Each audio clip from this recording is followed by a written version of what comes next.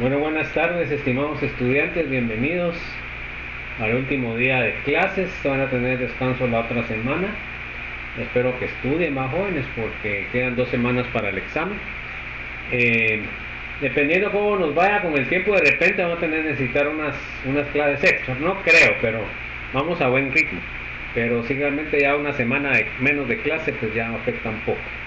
Bueno, entonces vamos a continuar, nos quedamos jóvenes.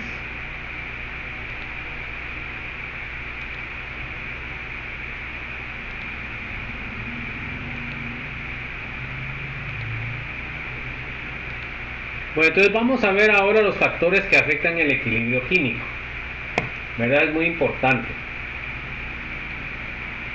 Entonces esto pues puede utilizarse también para procesos de las plantas, ¿no, jóvenes? Porque en las plantas pues también se llevan equilibrios químicos dependiendo de los procesos bioquímicos que se lleven en la planta. Entonces es importante que tengan los principios básicos de los factores que pueden afectar lo que es el equilibrio. Bueno, a ver, léame por favor, Alejandro. El equilibrio químico representa un balance entre las tensiones hacia la derecha y hacia la izquierda. En la mayoría de los casos este balance es muy delicado. Los cambios en las condiciones experimentales pueden alterar el balance y determinar la posición del equilibrio para que se tome mayor o menor cantidad del producto deseado. Ok, ahí está la importancia de lo que es estos factores que vamos a ver. Bueno, ¿se acuerda Adriana de apuntarse en la lista? Bueno, a ver, léame Adriana, por favor.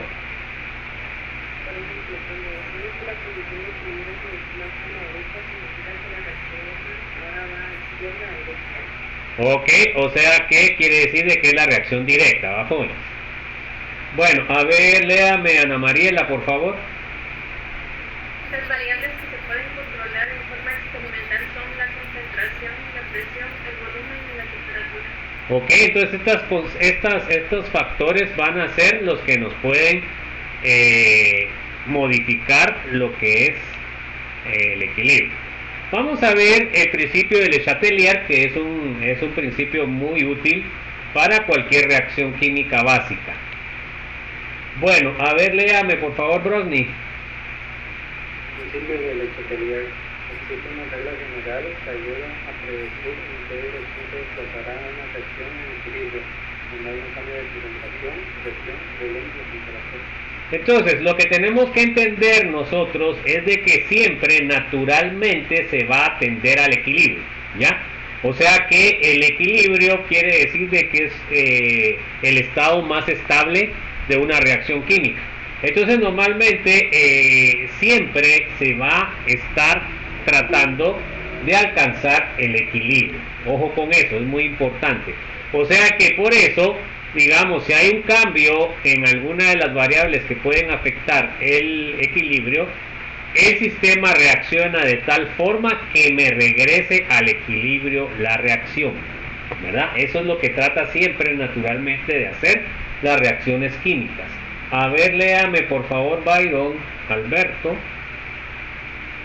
Esta regla, conocida como el principio de Le Chatelier, establece que si se presenta una perturbación externa sobre un sistema en equilibrio, el sistema se ajustará de tal manera que se cancele parcialmente dicha perturbación en la medida que el sistema alcanza una nueva posición de equilibrio. Ok, o sea que lo que les estaba diciendo, el sistema siempre va a tratar de hacer los cambios necesarios para que el equilibrio se vuelva a alcanzar, ¿verdad? O sea que lo que pretende el principio de Le Chatelier es que siempre la ecuación o la reacción esté en equilibrio.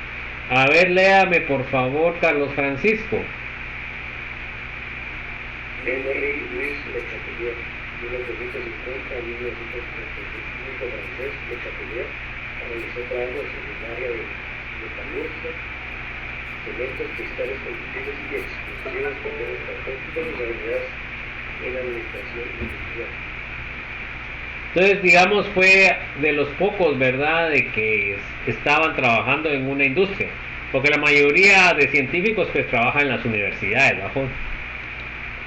Porque ahí tienen libertad de investigación y pueden y pueden tomar sus trabajos como trabajos personales.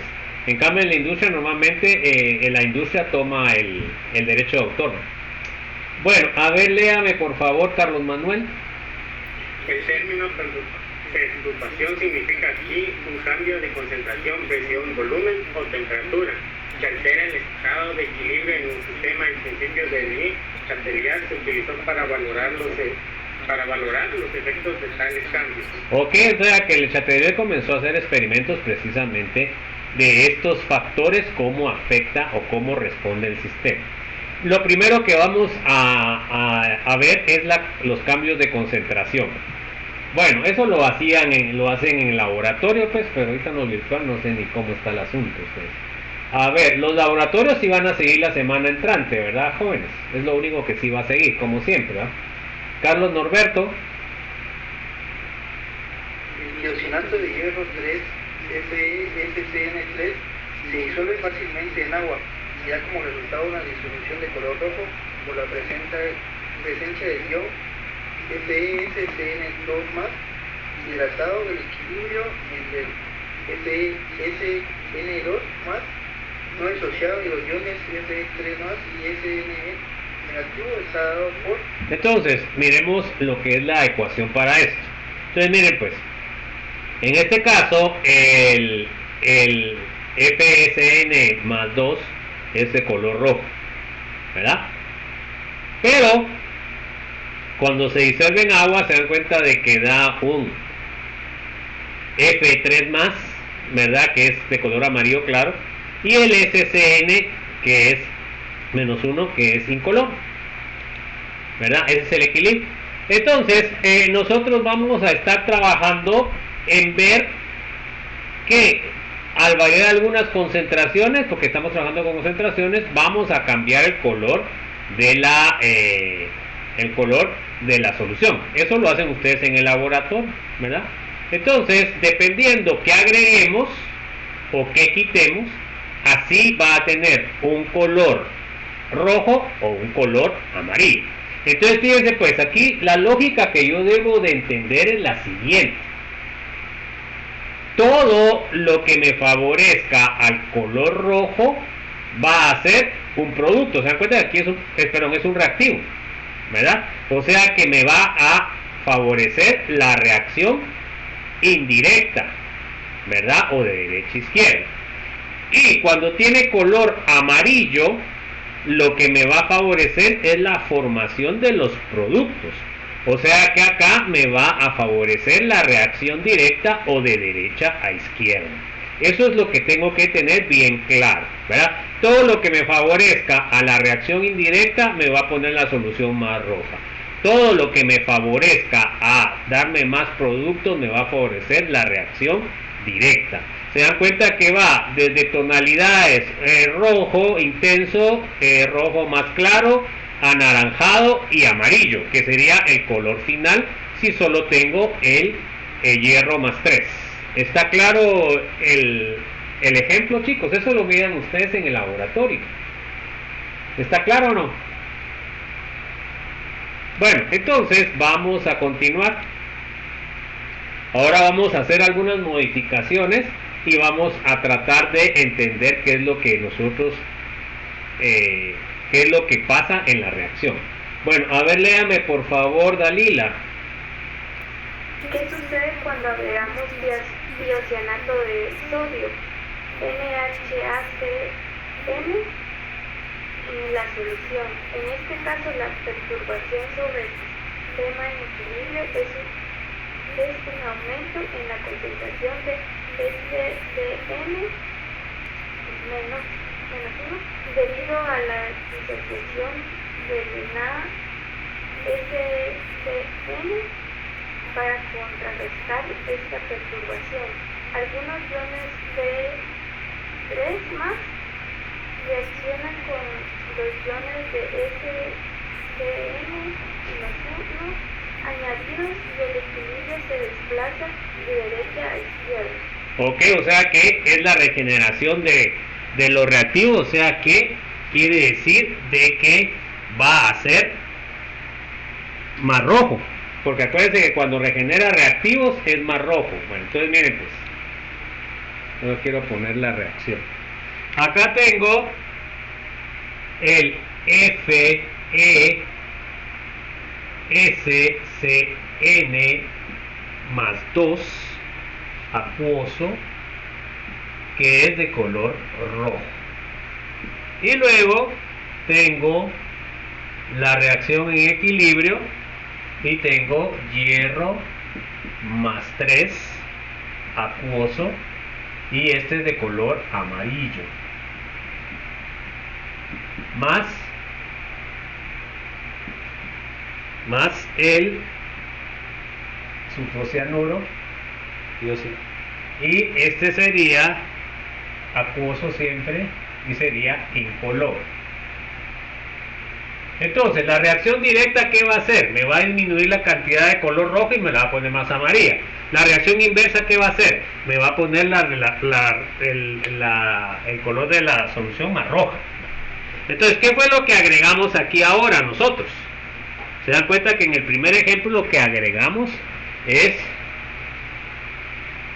ahí está, agregamos tiocianato de sodio. Entonces fíjense pues, al agregar tiocianato de sodio, que sería este se disocia completamente en iones sodio más tiocianato. Entonces, ¿qué es lo que pasa? Se dan cuenta de que voy a tener exceso ahora. Ya tenía estos moles y lo que les agregué.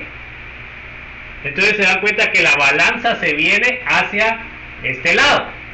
Bueno, entonces el sistema, ¿cómo debe de hacer para reparar? Porque así estaría el nivel, miren, hacia la formación de los productos. Bueno, entonces, ¿qué es lo que hace el sistema? Bueno, entonces ahora el sistema va a reaccionar, un mol de esto va a reaccionar con el hierro y me va a regenerar esto. Entonces, ¿de qué color se va a poner la solución? ¿Se va a poner más roja o se va a poner amarilla? ¿Qué dicen ustedes? Se va a poner más roja. Se va a poner más roja porque va a haber más tiocianato de hierro. Eso es lo que va a pasar, pues. Entonces se dan cuenta que ahí, ¿qué es lo que me está generando? Pues me está generando la reacción inversa. ¿Se dan cuenta? Porque eché un exceso de tiocianato. Entonces el sistema, ¿qué va a hacer? Va a reaccionar con un mol de hierro y entonces me va a regenerar el reactivo. ¿Ok? O sea que la solución se tiene que poner más roja. Bueno, ahora sigamos platicando. A ver, David Alexander, lea. Por consiguiente, el color rojo de la disolución se vuelve más intenso en figura anterior. De igual modo, si agregamos nitrato de hierro 3, con representación de FeNO3, a la disolución original, el color rojo también se acentúa porque los iones de hierro 3 añadidos provenientes del FeNO3 desplazarán el equilibrio de derecha a izquierda. Ok, entonces fíjense pues, vamos a agregar nitrato de hierro. El nitrato de hierro es soluble. Si yo agrego nitrato de hierro 3, también es soluble completamente y me va a dar iones hierro más NO3 menos. Se dan cuenta de que el NO3 sería un ion espectador y entonces igual, ¿verdad? Ahora habría más moles de hierro, por lo cual va a reaccionar con un mol de tiocianato y entonces el equilibrio siempre se va a desplazar hacia la formación del tiocianato de hierro y va a ser la solución más intensa en estos dos casos. Se dan cuenta que aquí, ¿qué fue lo que añadí? Añadí más productos. En este caso cianuro de sodio es completamente soluble y nitrato de hierro 3 también es soluble. Entonces estoy agregando más del producto. El sistema para nivelarlo tiene que echar moléculas para el otro lado, ¿verdad? Eso es lo que diría yo. No sé si está claro eso, jóvenes, o no. Entonces ese experimento lo hacen en el laboratorio. Ahora miremos el otro caso. A ver, léame, Diana Giselle. El ácido oxálico se hidroliza en agua y forma el ion oxalato C2O4 elevado a la menos 2, el cual se une fuertemente a los iones Fe3 libres. Estos iones se consumen a medida que se forma el ion estable Fe de 2 o 4 elevado a la menos 3 de color amarillo. En consecuencia se disocian más unidades de FCN2 más y el equilibrio se desplaza de izquierda a derecha. O sea que se desplaza hacia la reacción directa. Bueno, entonces miren ahora qué es lo que pasa. Ahora, al agregar el iones de oxalato C2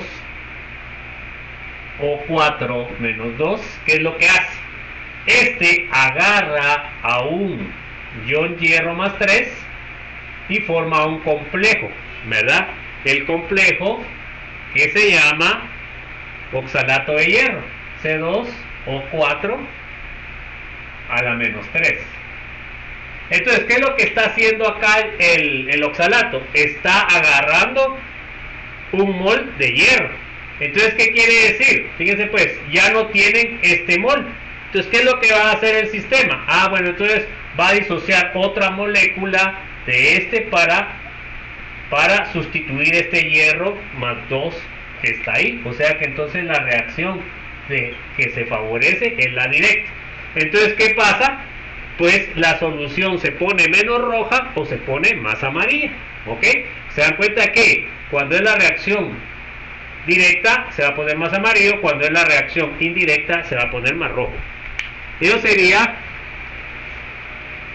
lo que el sistema lo que hace es que hace la reacción inversa al efecto que hace, que tiene lo que agreguemos.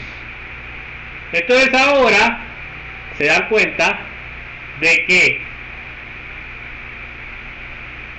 una molécula de tiosanato de hierro se va a disociar para sustituir el hierro que se agarró el oxalato. El experimento en el laboratorio es muy bonito, ¿verdad? Se mira, pero bien claro eso. Bueno, a ver, léame Diego Oscar, por favor.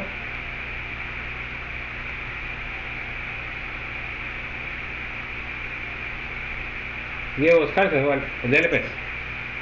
La disposición roja se vuelve amarilla debido a los iones Fe, C2O4 y 3 menos formados. Ok, la cantidad de amarillo que se forme va a depender de la concentración de oxalato que ustedes agreguen. Entre más concentración de oxalato echen, más hierro va a absorber, por lo cual se va a poner más amarillo. ¿Ok?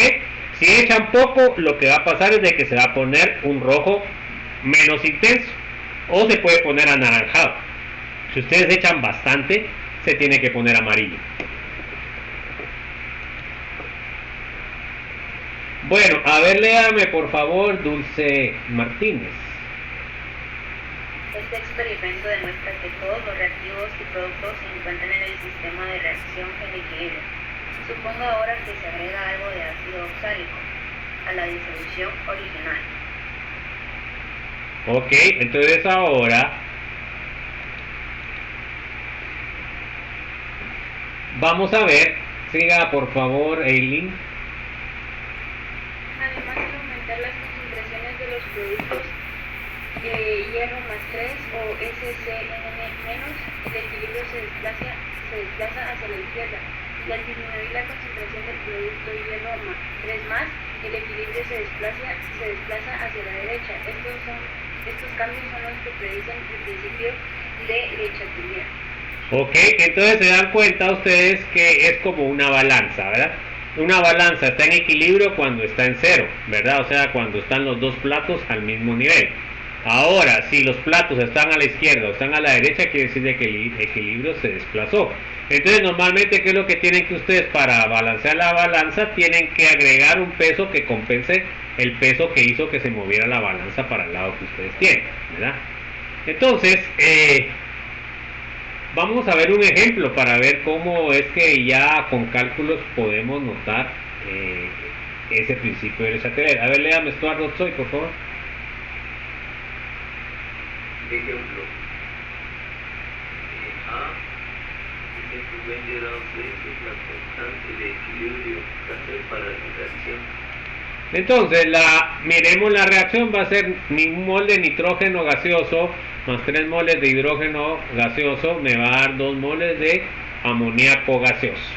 ¿Está balanceada la ecuación, Helen?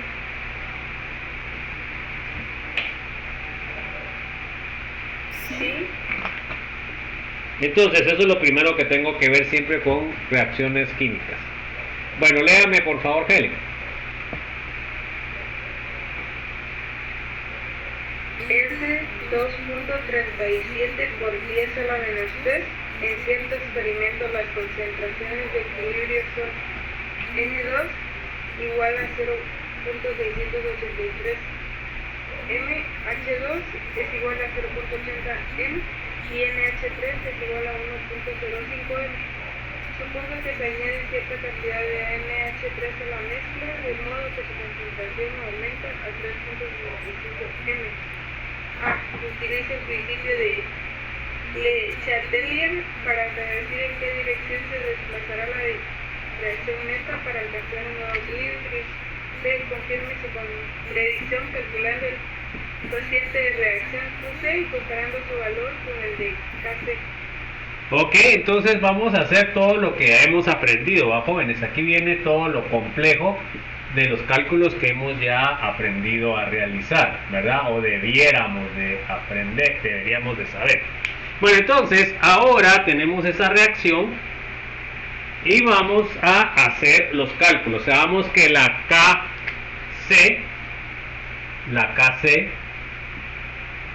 es igual a 2.37 por 10 a la menos 3. Bueno, con este valor de KC, ¿cómo dicen ustedes? ¿Qué dicen ustedes? ¿El equilibrio está hacia los productos o hacia los reactivos? Según esa constante. A ver, eso ya lo tienen que saber. ¿La constante es pequeña o es grande, José Alejandro?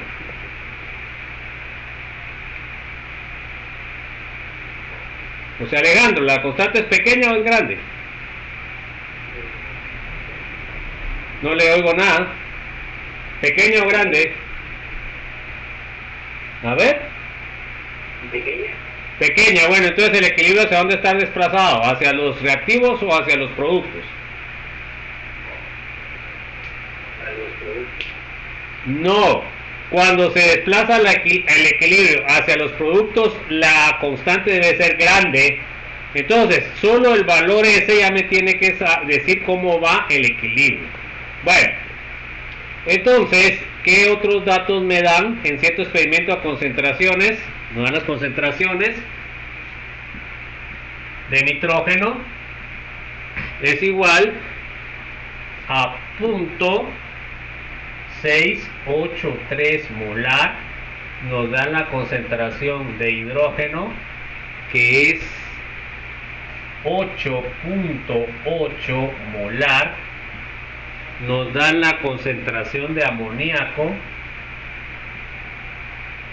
que es igual a 1.05 molar. Bueno, entonces, ¿qué otra cosa dice? Suponga que se añade amoníaco a una mezcla y la concentración aumenta. Entonces, agregamos amoníaco, agregamos NH3 y la concentración nos queda igual a 3.65 molar. Se dan cuenta que al agregar el amoníaco me aumentó la concentración y eso quiere decir de que me tiene que modificar el equilibrio. Bueno, entonces ahora, ¿qué son las preguntas? Utiliza el principio de Chatelet para predecir la dirección que se va a desplazar. Fíjense pues, solo con esto ya puedo decir hacia dónde se va a desplazar si yo agrego amoníaco acá.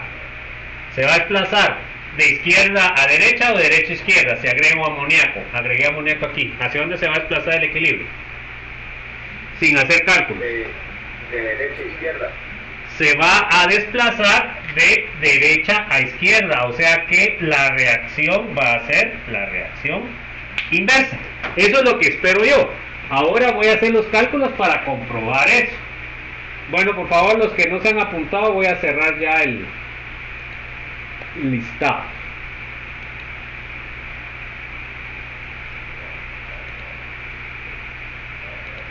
Bueno, entonces, fíjense pues, eso es lo que yo ya sé teóricamente, ahora lo voy a comprobar con lo que son las ecuaciones, ¿ok? Con los cálculos. ¿Está claro?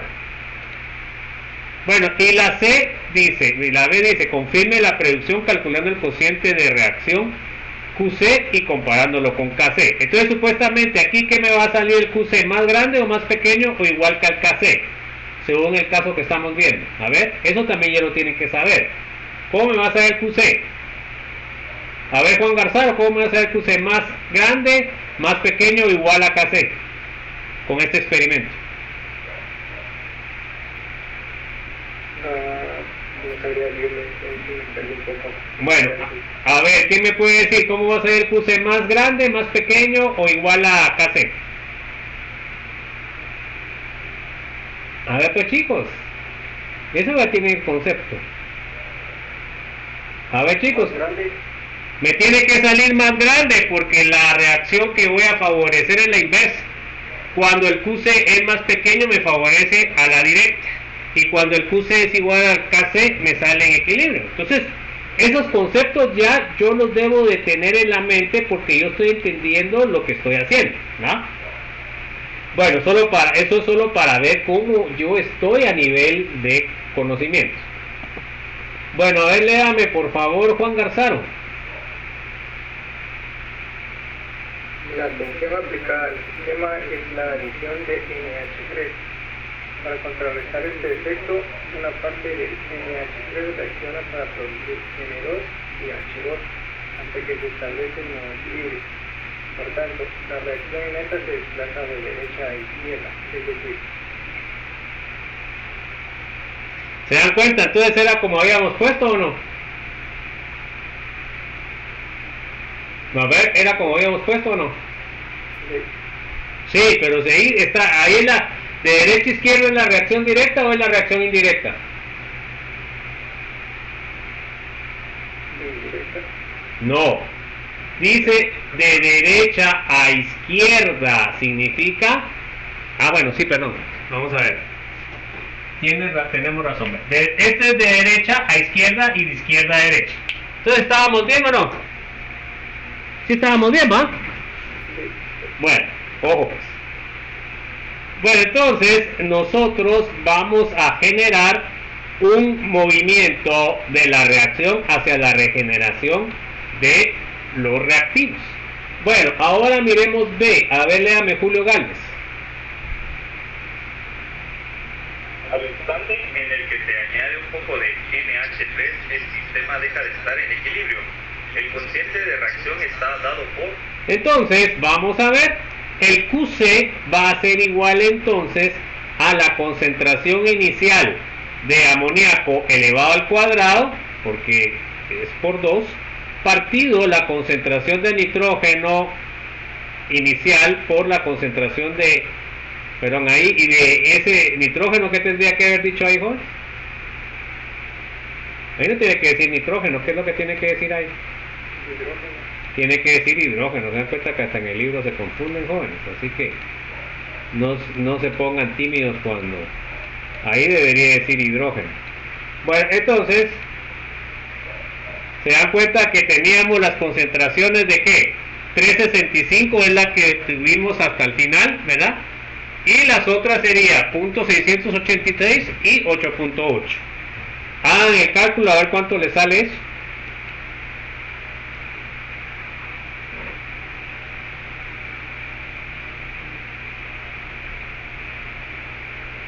¿Le sale 2.86 por 10 a la menos 2 o no?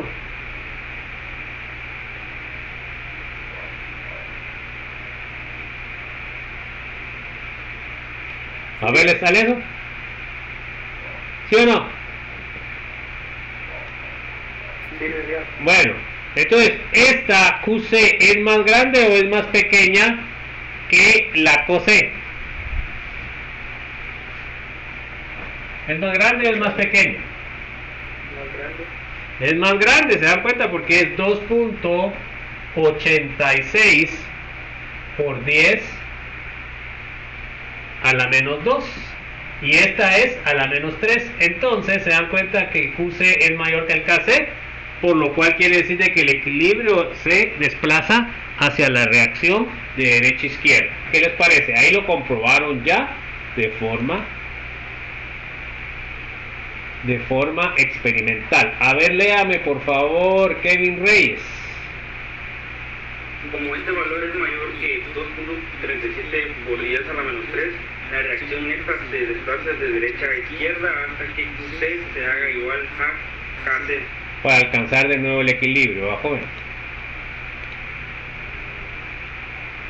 Ahí tienen el ejercicio de práctica para el resumen de la unidad 3. Bueno, ahora vamos a ver los cambios de volumen y la presión. Bueno, a ver, léame por favor, Mario Solares.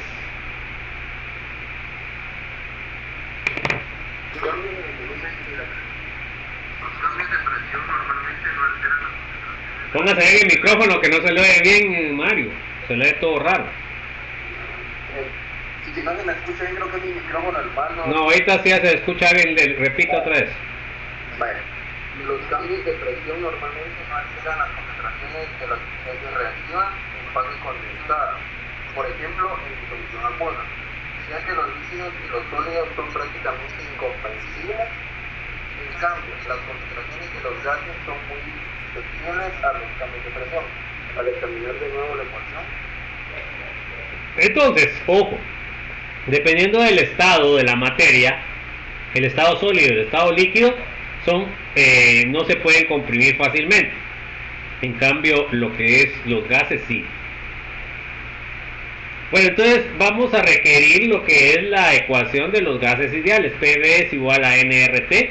Despejamos P, donde N partido B va a ser concentración, ¿verdad? Por RT.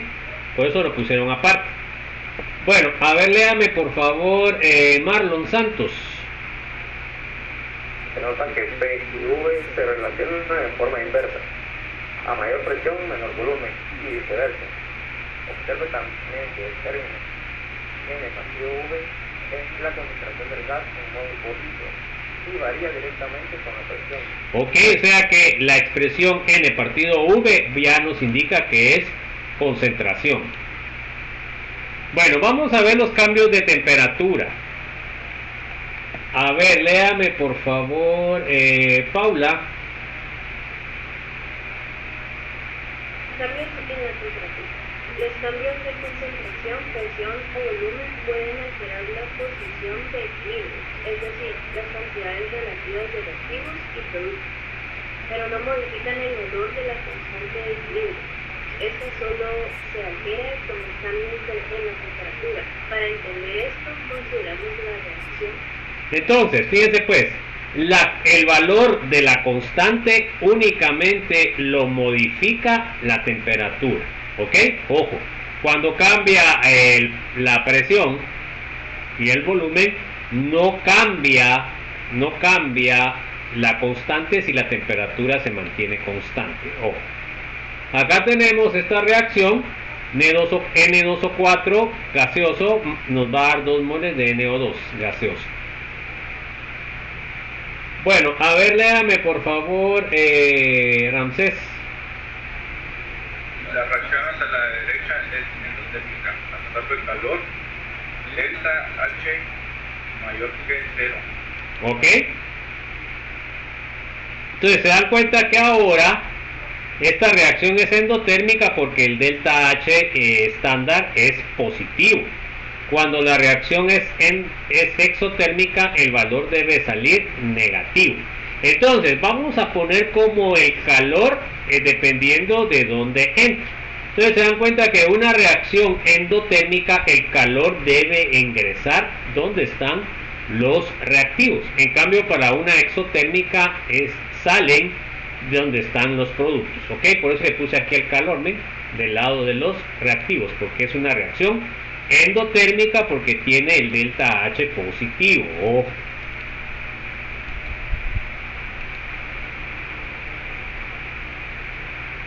Léame por favor, Shirley. Por lo que la reacción inversa es exotérmica. Libera calor y delta H menos que Entonces, ahora miremos una exotérmica. Se dan cuenta que en este caso el calor está con los productos. Y miren ahora cómo es el valor, es negativo. Cuando el delta H es negativo es exotérmica, cuando el delta H es positivo quiere decir que es endotérmica. Bueno, a ver, léame Valesca, por favor. En el equilibrio a una temperatura determinada, el efecto térmico neto es cero porque no hay una reacción neta. Si tratamos el calor como si fuera un reactivo químico, entonces una elevación en la temperatura agregada, calor al sistema, y una caída en la temperatura retira calor del sistema. Ok, entonces cuando agrega va a estar en los productos y cuando retira cuando agrega va a estar en los reactivos y cuando retira va a estar en los productos. Ok, eso es lo que significa eso. Bueno, a ver, léame Wilson, por favor. Como en un cambio de cualquier otro parámetro, concentración, presión o volumen, el sistema se desplaza para reducir el efecto del cambio. Ok, se dan cuenta que siempre el efecto de principio de desaceleración es contrarrestar el cambio que se dio. Bueno, a ver, léame por favor, Adriana.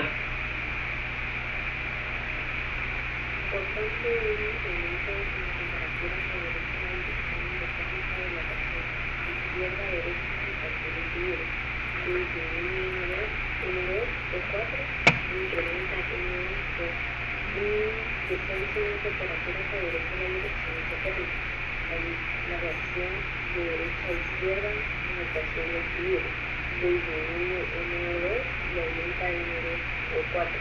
En consecuencia, la constante de equilibrio dada por...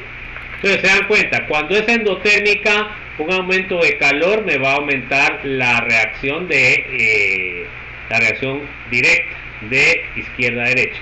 Cuando es exotérmica, un aumento de calor me aumentaría la reacción inversa de derecha a izquierda.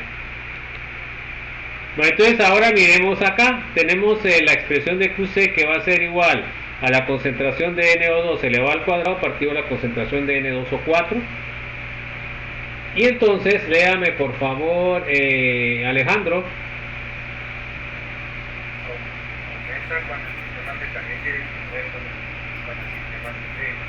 Ok. Bueno, a ver, léame por favor, Ana Mariela.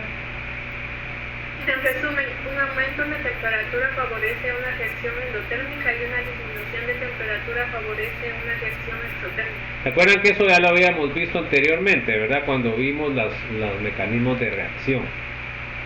Bueno, vamos a ver el efecto catalizador. A ver, léame por favor, Brosny. Efecto de un catalizador. Sabemos que un catalizador cambia la rapidez de una reacción al reducir la energía de activación de la reacción. Sin embargo, un catalizador disminuye la energía de activación de la reacción hacia la derecha y de la reacción hacia la izquierda en la misma magnitud. Debemos concluir que la presencia de un catalizador no modifica la constante de equilibrio y tampoco desplaza la posición de un sistema en equilibrio. Si un catalizador se añade a una mezcla de reacción que no está en equilibrio, solo provocará que la mezcla alcance más rápido el equilibrio. En una mezcla en equilibrio se obtendría sin el catalizador, pero habría que esperar más tiempo. Ok, o sea que el catalizador se dan cuenta que no cambia lo que es la constante de equilibrio, ¿verdad? Bueno, vamos a verlo resumiendo los factores que pueden modificar la posición de equilibrio. Bueno, a ver, léame por favor, Byron.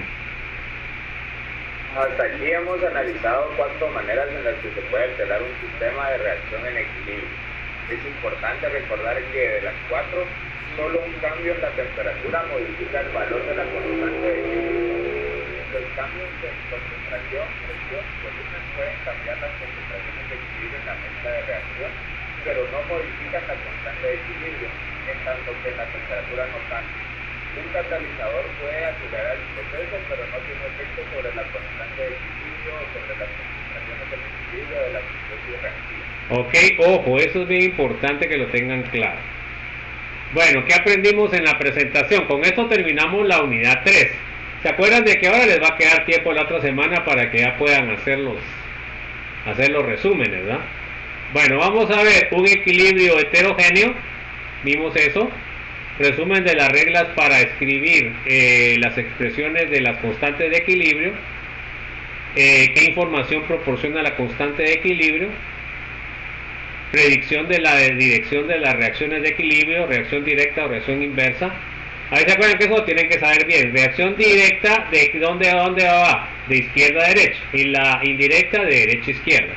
Cálculo de las concentraciones de equilibrio. Factores que afectan el equilibrio. Principio de Le Chatelier. Cambios de concentración. Cambios de volumen y presión. Y cambios de temperatura. Por último vimos catalizadores positivos, porque no vimos negativos en el ejemplo que pusimos. Bueno, entonces les voy a poner, ¿para cuándo tienen que entregar la hoja de trabajo 2, jóvenes? A ver. 8, si no estoy mal. 10.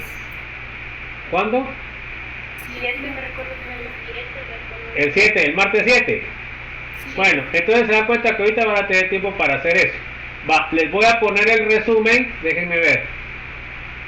Les voy a poner el resumen para el lunes 13, ¿qué les parece? Lunes 13, ¿qué les parece?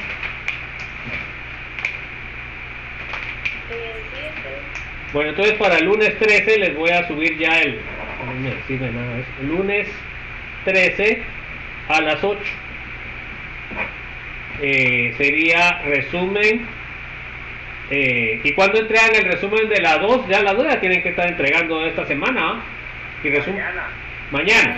Va. Entonces estamos bien. El resumen de la 3 sería para lunes 13 a las 20 horas de marzo. Entonces les va a quedar tiempo la otra semana para que lo puedan realizar. ¿Se acuerdan que es importante? Porque solo se les va a evaluar hasta la unidad 2, unidad 1 y unidad 2, ¿verdad? Para que hagan lo que son los problemas. No sé si hay alguna duda, alguna inquietud, jóvenes.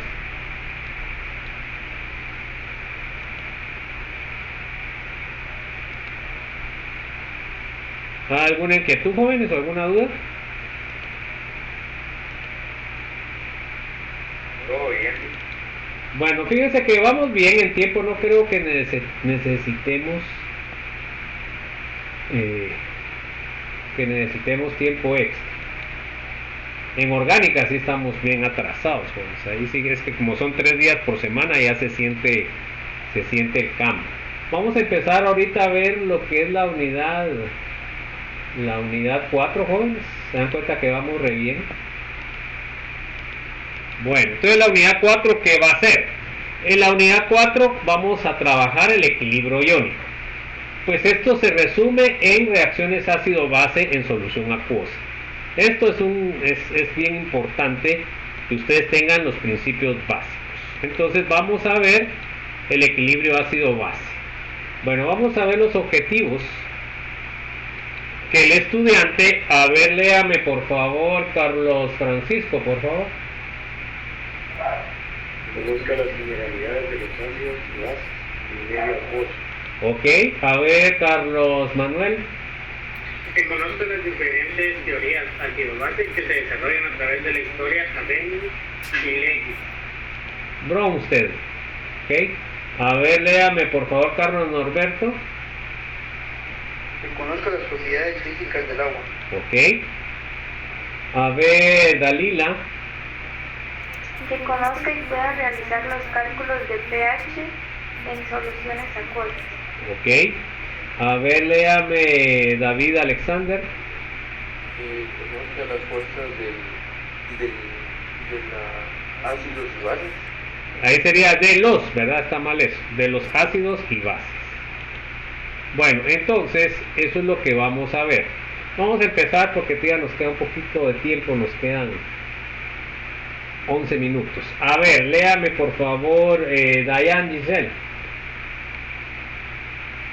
Algunos de los procesos más importantes de los sistemas químicos y biológicos son reacciones ácido-base en disolución acuosa. En esta unidad, el primero de los dos que se relaciona con las propiedades de los ácidos y las bases, estudiaremos algunas definiciones de ácidos y bases, la escala del pH, la ionización de ácidos y bases débiles y la relación entre la fuerza de los ácidos y la estructura molecular. También analizaremos los óxidos que pueden actuar como ácidos y bases.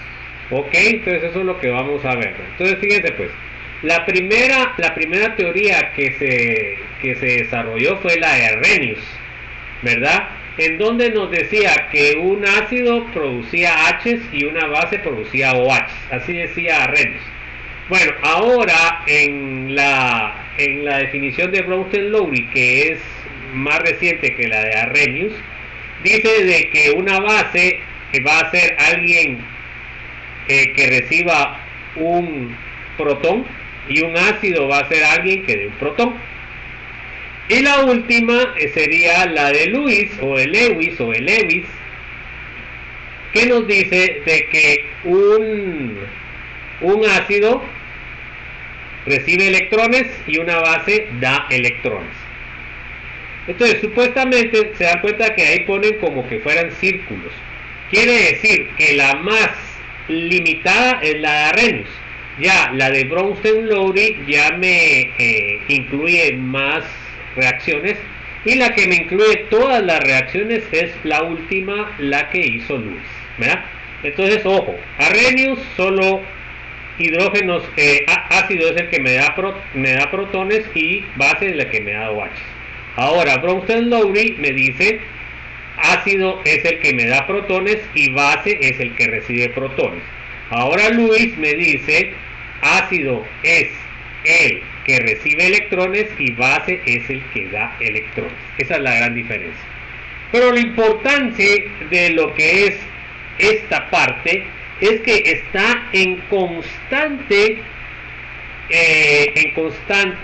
tenemos que ver con estos datos, ¿no? Porque nuestra vida se maneja a través del agua, o sea que sería un pH 7, ¿verdad?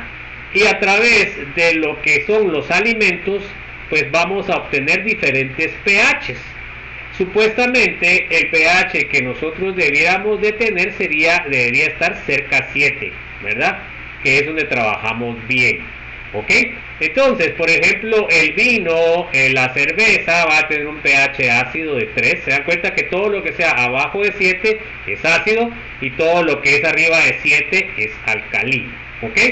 Bueno, entonces tenemos acá, miren, la comida chatarra, hamburguesas, lo que son donas y todo lo demás, pH también ácido. Las gaseosas, el pan, el café, pH ácido, ¿verdad? Y entonces el agua tendría pH neutro, el agua pura. Luego de eso, pues ya tenemos en pH alcalino, tenemos las frutas, aquí tenemos frutas, ¿verdad? Tenemos vegetales. Y entonces por eso es importante que en nuestra dieta tengamos vegetales, porque si nosotros tenemos un pH muy ácido en nuestro organismo, nos causa problemas, ¿verdad? Es preferible tener un pH alcalino o que esté más arriba de 7 que esté abajo. Y desgraciadamente toda la comida que en la actualidad nosotros consumimos nos produce una baja del pH. ¿Alguna duda, jóvenes? ¿Alguna inquietud?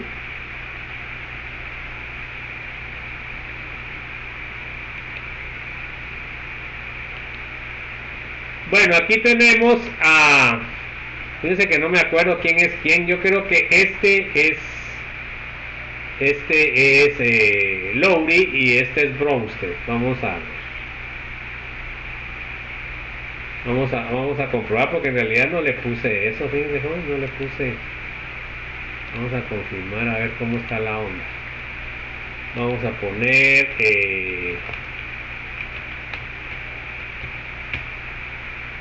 Bronsted. ¿Miran la pantalla o no, jóvenes? Sí. Bueno, Bronsted es el que está a la izquierda. Miren, ahí está la foto. Ahí está la de Bronsted. ¿Ok? Y entonces a él se le atribuye más la teoría, pero en realidad la teoría se llama Bronsted-Lowry, ¿verdad? Y miren, jóvenes, ¿qué piensan de lo que es las clases virtuales? ¿Están satisfechos o no están satisfechos? ¿Sienten que aprenden o no aprenden? ¿Qué piensan ustedes? Yo siento a mí que en cuanto a lo teórico a veces es hasta mejor, diría yo, porque hay explicación como más directa. Ajá. Pero en los laboratorios al revés. No, sí, definitivamente. En los laboratorios, pues, lo virtual no nos puede ayudar. Pero en la teoría sí, va, porque yo siento de que depende también cómo se la den a uno, ¿verdad, jóvenes? Porque también el problema a veces es de que los profesores son malos. Si son malos en presencial, son peores en virtual, ¿no? Bueno, entonces este muchacho, el muchacho este, pero ¿qué opinan? ¿Qué otras más opinan? Este sería el Bronsted y este sería Lowry. A ver qué opina, qué otra opinión. Bueno, la otra cosa es de que no tienen que movilizarse, ¿verdad, jóvenes? Igual que yo, pues yo estoy aquí tranquilo en mi casa, y ustedes también, ¿verdad? Con el tráfico que se está haciendo ahora es tremendo. Y eso pueden ustedes recibir la clase donde quieran, ¿verdad, jóvenes? Es una gran ventaja. Yo pienso de que debería haber posibilidad de que se vieran las dos, ¿no? Porque también con las condiciones de la facultad, jóvenes, con ese hacinamiento que se daría en las clases, ¿va, jóvenes? ¿Eso es molesto o no es molesto? A ver, pues, chicos. O sea, no... Ajá. No se debería estar así, porque si se dan cuenta hay varios compañeros se reúnen y entregan o dicen trabajo duro, buscando tranquilamente y la opción a trabajar también. Ajá. Bueno, tienes bastantes ventajas esta parte, ¿verdad? Pero siempre hay que... Se dan cuenta que yo les promuevo a que participen, ¿verdad, chicos? Eso es otra cosa, porque no deben ser las clases tan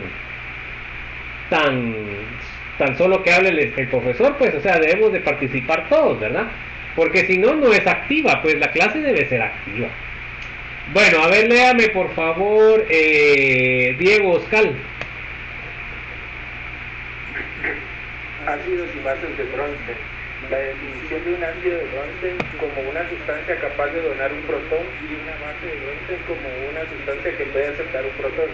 En general, estas definiciones son adecuadas para analizar las propiedades y las reacciones de los ácidos y las bases. Ok, estamos. Bueno, a ver, léame por favor, Dulce. Una extensión de la definición de Bronsted de ácidos y bases es el concepto de par conjugado, ácido-base, que se define como un ácido y su base conjugada, o como una base y su ácido conjugado. Entonces, este concepto es bien importante, jóvenes, entenderlo. Porque aquí, el concepto de Bronsted-Lowry funciona perfecto en medio acuoso, ¿verdad? En medio alcohólico también, pero en otros medios puede ser de que no funcione tan bien. Pero como el agua es lo que rige casi todas nuestras reacciones, pues entonces es una metodología, es una teoría muy útil. Bueno, a ver, léame por favor, Eileen.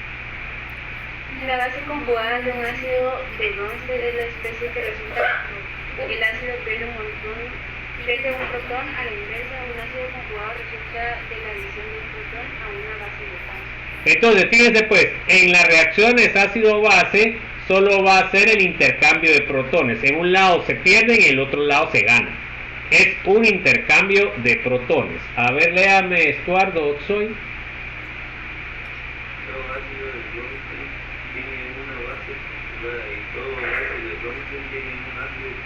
O sea que siempre en una reacción de Bronsted-Lowry van a tener ese par iónico, así se llama, ese par de iones. Uno es base, el otro es ácido conjugado, tienen un ácido y tienen una base conjugada.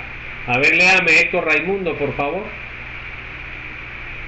Por ejemplo, el ion fluoruro es la base conjugada que se forma a partir del ácido de HCl y H2O. Es la base conjugada a partir del ácido H3O más y un hidróneo. Ok, entonces miren pues, acá tienen el HCl más agua, que me va a dar hidróneo H3O más y me va a dar cloruro. Bueno, entonces en este caso, ¿quién es el ácido? Solo para terminar.